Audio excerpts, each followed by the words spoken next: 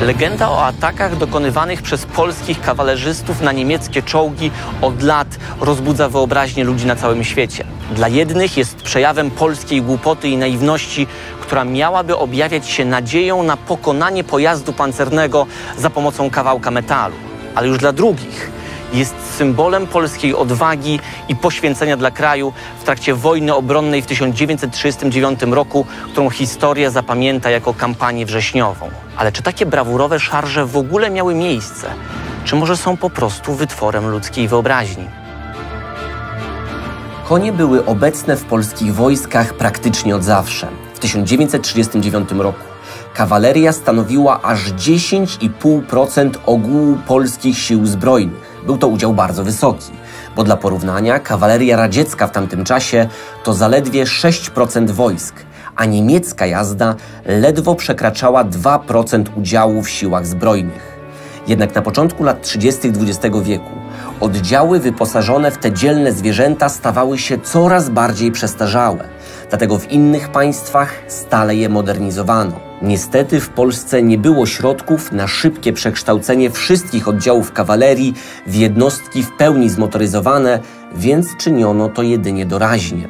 Pomimo tego Polacy pękali z dumy, gdy oddziały kawalerii prezentowały się na paradach wojskowych.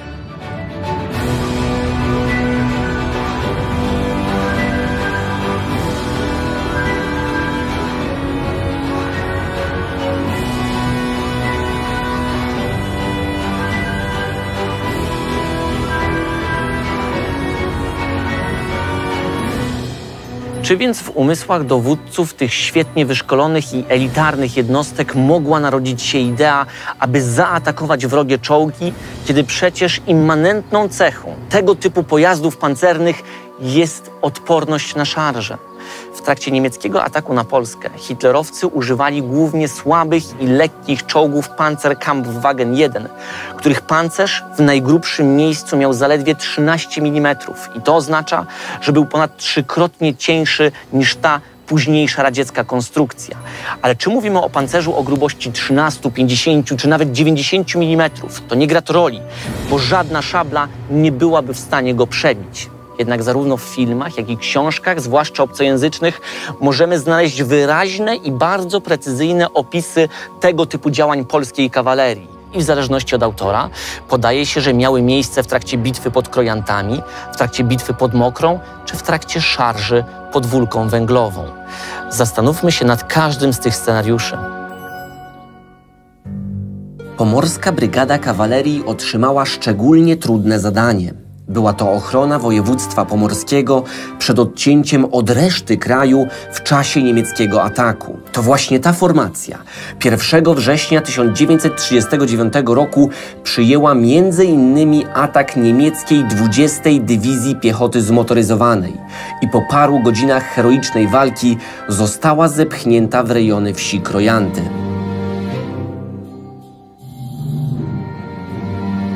Okazja do kontrataku pojawiła się dopiero pod wieczór około godziny 19, gdy ułani pod dowództwem pułkownika Kazimierza Mastalerza na takim otwartym terenie jak ten, czyli na polanie, blisko lasu, zauważyli grupę około 800 niemieckich żołnierzy. Zapada decyzja o dokonaniu szarży, podczas której polscy ułani bezlitośnie szablami cięli po głowach hitlerowców. Akcja zakończyła się całkowitym powodzeniem, a Polacy praktycznie nie ponieśli żadnych strat. Jednak nagle, praktycznie znikąd, od strony lasu pojawiły się niemieckie czołgi i pojazdy pancerne, które natychmiast otworzyły ogień w kierunku polskich ułanów. Zginęło ich kilkudziesięciu, w tym dowódca pułkownik Mastalerz. Jednak ułani wcale wtedy nie rzucili się na te czołgi. Skąd więc powiązanie akcji z legendą o szarżach na pancerze? Oliwy do ognia przy powstaniu mitu o polskiej szarży dolał ten człowiek, czyli Indro Montanelli, który w tamtym czasie przebywał w Polsce jako zagraniczny korespondent gazety Corriere della Sera. Dzień po bitwie zwiedzał pobojowisko i zobaczył ciała ułanów leżące wśród czołgów. Właśnie wtedy Niemcy przekazali korespondentom fałszywą informację o tym, że Polacy zginęli w trakcie szarżowania na niemieckie pojazdy pancerne. Sam redaktor Montanelli, który był Polsce bardzo przychylny, aby podkreślić nasz heroizm, podchwycił tę historię i opisał ją włoskim czytelnikom. Dzięki temu we Włoszech wzrosła sympatia do Polaków, ale niestety jego artykuł zakorzenił nieprawdziwą informację. Skoro nie w bitwie pod Krojantami, to może źródeł legendy o polskiej szarży na niemieckie czołgi powinniśmy szukać na polach, gdzie rozegrała się bitwa pod Mokrą. To tutaj polska jazda pod postacią wołyńskiej brygady kawalerii otrzymała niemal samobójcze zadanie. W okolicach dawnej granicy polsko-niemieckiej, w rejonach Działoszyna, znajdowała się 30. Dywizja Piechoty należąca do Armii Łódź. Około 30 km dalej, bardziej na południe, w okolicach Kłobucka, stacjonowali żołnierze 7. Dywizji Piechoty z Armii Kraków. Między nimi znajdowała się więc spora luka, którą 1 września 1939 roku mogły przejść niemieckie oddziały. Dlatego obronę tego ekstremalnie trudnego fragmentu powierzono właśnie wołyńskiej brygadzie kawalerii. Dzięki świetnemu wyszkoleniu i ogromnemu poświęceniu polscy kawalerzyści wypełnili swoje zadanie i odparli przeważające siły wściekle atakującej 4. Dywizji Pancernej. Jednak legenda, która nas interesuje, nie miałaby się wcale narodzić poprzez świadome działanie na polu bitwy, ale w wyniku przypadku. W trakcie przejazdu obok wsi Mokra polscy kawalerzyści mieli utrudnione zadanie przez wszechobecny dym i nagle z niego wyłoniły się niemieckie czołgi, które od razu zaczęły strzelać w kierunku Polaków. Dlatego rotmistrz Hollak wydał rozkaz odskoku w kierunku lasu, a polscy ułani zachowali zimną krew i w trakcie podążania w tamtym kierunku szablami cieli po głowach wychylających się czołgistów, kiedy byli bardzo blisko hitlerowskich pojazdów pancernych. W 1975 roku na pamiątkę tych wydarzeń, które miały miejsce tutaj, zostało zasadzone to drzewo, nazywane od tej pory dębem Hollaka. Ale absolutnie nie może być mowy o świadomej szarży, a jedynie o doraźnej obronie w trakcie ucieczki. A to oznacza, że w czasie bitwy pod Mokrą nie doszło do wydarzeń opisywanych w legendzie o polskiej szarży.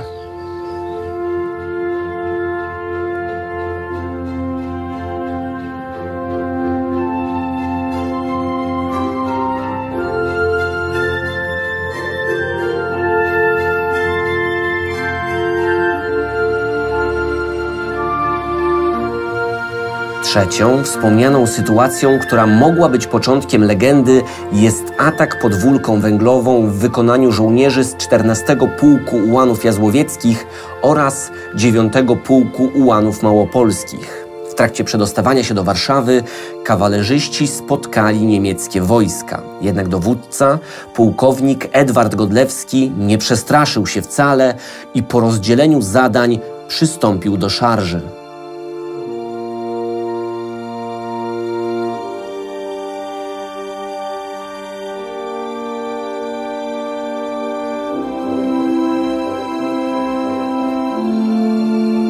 Atak był tak szybki i brawurowy, że zaskoczeni Niemcy nie zdołali utrzymać swoich linii. W trakcie szarży, która trwała precyzyjnie 18 minut, Polacy pod gradem kul z karabinów maszynowych pokonali niemiecką zaporę i mogli iść dalej na pomoc walczącej Warszawie. Dzisiaj na pamiątkę tych wydarzeń w tym miejscu stoi pomnik. Oczywiście na tych terenach, a więc w rejonach Wólki Węglowej i Dąbrowy Leśnej znajdowały się niemieckie czołgi i pojazdy pancerne, ale nie może być mowy o jakichkolwiek szarżach na nich. A to oznacza, że trzecia akcja, przywoływana zarówno przez książki, jak i przez filmy, okazuje się być mitem, bo tak właśnie możemy nazwać informacje o szablach na czołgach. Zastanówmy się zatem, jak ten mit ujrzał światło dzienne. Józef Goebbels i jego podwładni z Ministerstwa Propagandy szybko podchwycili relacje Indro Montanelliego. Dlatego już w październiku 1939 roku na okładce czasopisma Der Pimpf znalazł się kłamliwy rysunek ukazujący czołg rozjeżdżający naszych kawalerzystów. Równie szybko powstały pseudohistoryczne książki, jak na przykład Panzerschützen in Polen, które w formie naukowych opracowań przekonywały o prawdziwości polskich szarż na czołgi.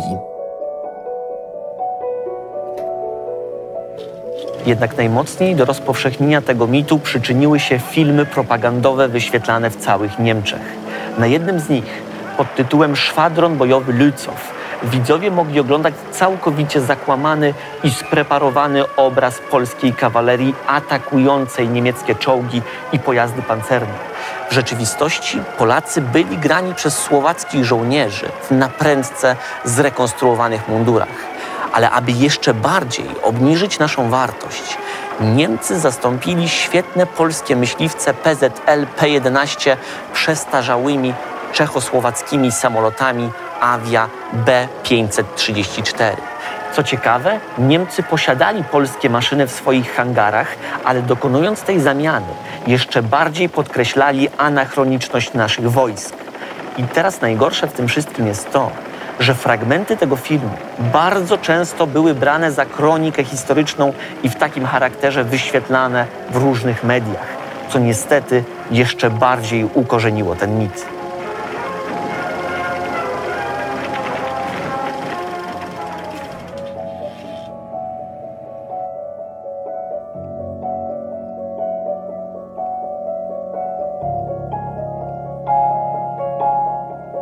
Jednak każdy mit można obalić poprzez stanowcze zaprzeczenie i przedstawienie przekonujących dowodów, że było inaczej. Oczywiście powinna zrobić to strona, która jest zainteresowana w tym, aby taka czarna legenda nie obowiązywała. A co tymczasem zrobiły polskie komunistyczne władze zaraz po II wojnie światowej? We własnej propagandzie używały szarżującego kawalerzysty na niemieckie czołgi, aby tym samym udowodnić głupotę i naiwność polityki kapitalistycznej II Rzeczpospolitej. Dopiero w latach 60. XX wieku pułkownik Ludowego Wojska Polskiego Zbigniew Załuski po 3 latach badań opublikował książkę, w której jasno udowodnił, że polski kawalerzysta nie ma nic wspólnego z czynami mu zarzucanymi.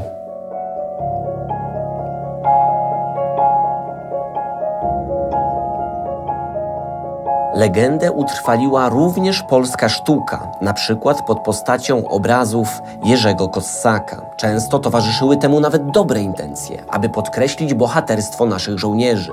Niestety prowadziło to również do odbierania kawalerzystów jako bezmyślnych wojaków pozbawionych wyobraźni. Również film Andrzeja Wajdy pod tytułem Lotna ukazuje polskie szarże prawie identycznie, jak czyniły to niemieckie filmy propagandowe. Twórca tłumaczył, że chodziło jedynie o ukazanie impresji, ale i tak Lotna przyczyniła się do utrwalenia obrazu bezmyślnego ułana.